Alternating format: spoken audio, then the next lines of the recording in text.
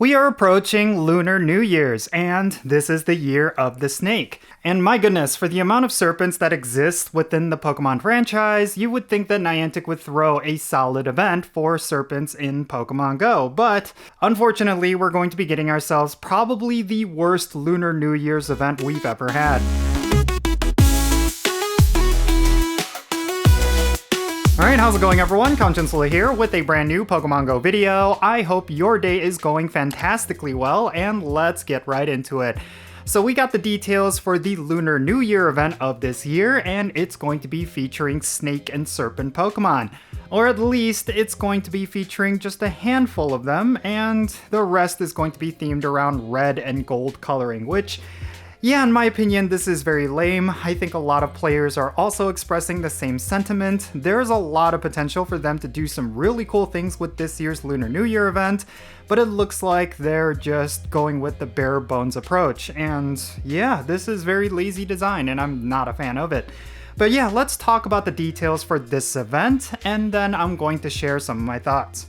The Lunar New Year event is going to be happening on January 29th at 10 o'clock a.m. local time, and it's going to go until February 2nd at 8 o'clock p.m. local time. The featured Pokemon for this event is going to be both Ekans and Nosepass. And yeah, it is the year of the snake, but it's only going to be featuring one major snake, and I'm really confused about Nosepass. It just seems like it's completely out of place. Now, these are going to be the wild encounters during this event. You're going to see Ekans, Onix, Dunsparce, Snivy, and Darumaka, and then you're going to see uncommon spawns of Gyarados, which is actually pretty exciting, as well as Dratini. This will be a great opportunity for you to farm up candies for Dratini, Snivy, and Darumaka. All three of those Pokemon are actually pretty good when it comes to PvP and raid battles, so yeah, that's something you should keep in mind. Now, during this event, we're going to see the following event bonuses, and they're somewhat typical for these Lunar New Year events. You're going to have an increased chance to get lucky Pokemon when you do trades, and you're going to have an increased chance to become lucky friends with your best friends in your friends list. These are definitely very good bonuses, and you should take full advantage of them. Now, hatching in 2-kilometer eggs, you're going to see Makuhita, Nosepass, Metatite, Duskull, and Skorupi, and then there's going to be timed research rewards that's going to give you experience, Stardust, as well as 10 Zygarde cells, which is actually, I feel like the first time they're doing this. This will be the only time you'll be able to get Zygarde cells outside of walking routes. And then there's going to be collection challenges and Pokestop showcases themed around this event. That's very typical with every in-game event. Yeah, if you want some premium items, make sure you go and complete those collection challenges and engage with those Pokestop showcases. And then finally, there's going to be a paid timed research for $2 USD or your equivalent currency, and it's going to give you 2 lucky eggs, 1 incubator, and encounters with Ekans and Nosepass. And yeah, that's pretty much it. So yeah, what are my thoughts regarding this Lunar New Year event? Well, just to be straight with you, I am very disappointed. I think there was a lot of potential for them to do some really cool things, but instead they kind of went with a bare bones approach. Why do I say that? Well, it's just a complete regression from previous Lunar New Year events. Like, if you just look at the stuff that they included with last year's Lunar New Year, which was already seen as a big regression, it's already a step down from even that. And I really do think that for everything that Lunar New Year is supposed to be, they could have done a lot more with this event. Last year, we had not just those bonuses for getting lucky friends and lucky trades, we also had the chance to get additional candies with nice throws, great throws, and excellent throws, as well as additional chances of getting Candy XL with nice throws, great throws, and excellent throws. It made the event a great candy farming event, and we're not seeing those same bonuses this time around. They also included a brand new Pokemon, which was Drampa, but this year we do not even have a new Pokedex entry. It's incredibly lame.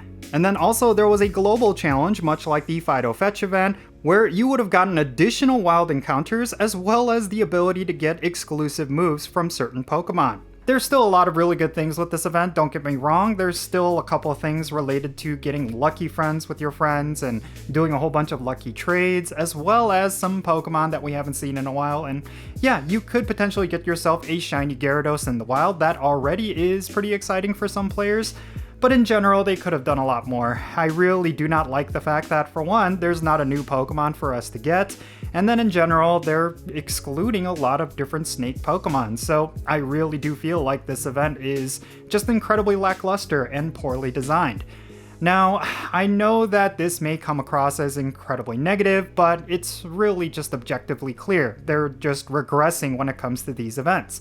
And I really do not know why they're doing that. I feel like there's just so much potential for them to do a lot more with these sort of events, but it just seems like compared to previous years, they're just constantly stepping down and they're just trying to give less as possible and put a lot more emphasis on paid tickets, which, you know, I think there's been a lot of arguments back and forth regarding whether or not Niantic should continue to monetize all of these events, but I really do feel like they've just been putting way too much emphasis on it. They're just adding a whole bunch of stuff to the event tickets and taking away from the natural in-game event bonuses.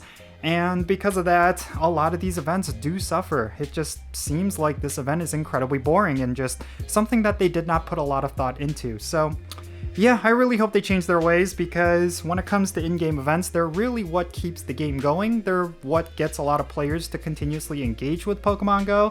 And if Niantic continues to cut corners, then you're going to see a lot more players just get more disinterested with this game.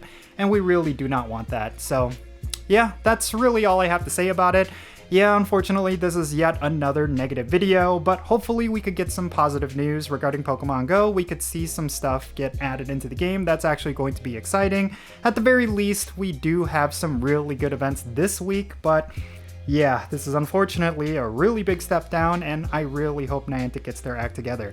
But anyways, let me know your thoughts regarding this Lunar New Year event down below. Are you disappointed with this event, or do you feel like it's totally passable? Do you feel like it's okay as it is? Definitely share your thoughts why in the comments down below, and let's have a great discussion. Thank you so much for making it all the way to the end of this video. I really hope you enjoyed it. If you did, make sure you hit that like button and subscribe if it's your first time here, and don't forget that little bell so you can stay up to date on whenever I upload videos. And real quick, let me give a shout out to all of my patrons on Patreon. You make this channel content possible. If you want to support the Jinsula channel, the absolute best way you could do that is by joining my Patreon. If you decide to become a paid Patreon member, you get the added benefit of becoming a permanent spot on my in-game Pokemon Go friends list. So that means for stuff like remote raids in the friendship system, if you want to play Pokemon Go with me, then make sure you go and check out my Patreon. And if you want to support my channel in a completely different way, you could do so by following me on social media. My handle is @Jinsula. I'm on the platforms that you see on the bottom of your screen. Make sure you go over there and give me a follow.